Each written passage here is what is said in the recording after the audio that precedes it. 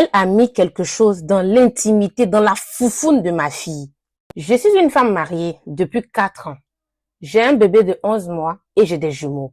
Aussi, je vis avec ma sœur. Tellement je n'arrive pas à croire ce qui s'est passé, je pense que je suis en fait sous le choc. Ce n'est pas possible en fait.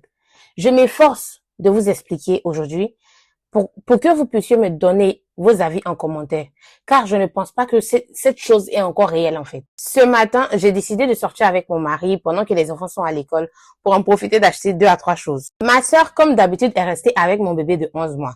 D'habitude, quand je rentre, soit je vais directement à la cuisine pour cuisiner, ou bien je vais me coucher un peu pour me reposer. Sauf que ce jour-là, quand je suis rentrée, c'est comme s'il y a un truc qui me disait, va voir ton bébé. Donc, je suis allée récupérer ma fille dans son berceau et je l'ai ramenée avec moi dans la chambre. Mais lorsque je la prenais, elle ne voulait pas du tout. Elle pleurait, elle criait même. Comme si elle voulait pas que moi-même, sa mère, je la touche. Arrivée dans ma chambre, le bébé continuait toujours de crier. Elle continuait de pleurer et elle agitait un peu ses jambes. Donc, moi, je me suis dit peut-être que elle a fait caca et que c'est caca là qui la gêne. C'est pour ça qu'elle est en train de bouger ses pieds comme ça. Je décide alors d'ouvrir sa couche pour la nettoyer. Donc, en ouvrant la couche de mon bébé, parce que quand tu ouvres les filles, quand elles sont couchées sur le dos, que tu ouvres la couche, tu tombes directement sur la foufoune de l'enfant. Sauf que je vois la foufoune, mais j'ai l'impression qu'il n'y a plus de trous.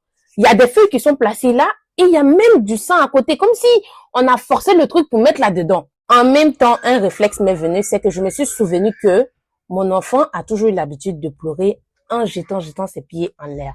Est-ce que c'est la première fois que cet acte est arrivé, ou c'est chaque jour?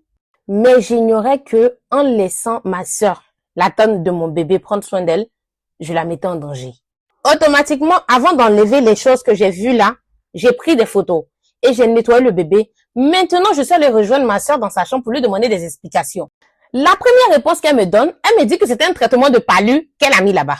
Et moi, je lui demande alors, toi, tu n'as jamais fait enfant, tu n'as jamais eu d'enfant. Comment toi, tu sais que pour traiter palu là, c'est là-bas on doit mettre son médicament? Et l'enfant n'est même pas malade. Donc, comment tu soignes quelque chose qui n'existe pas? Directement, j'ai pris mon téléphone.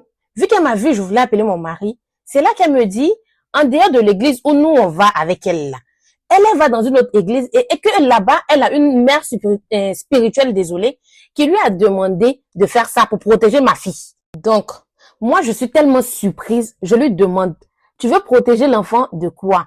Et c'est là qu'elle me dit que sa mère spirituelle là, lui a dit que mon mari est dans une secte et que c'est ma fille qui veut donner un sacrifice. Qu'il a donné la fécondité de notre fille et que moi, il va me vendre.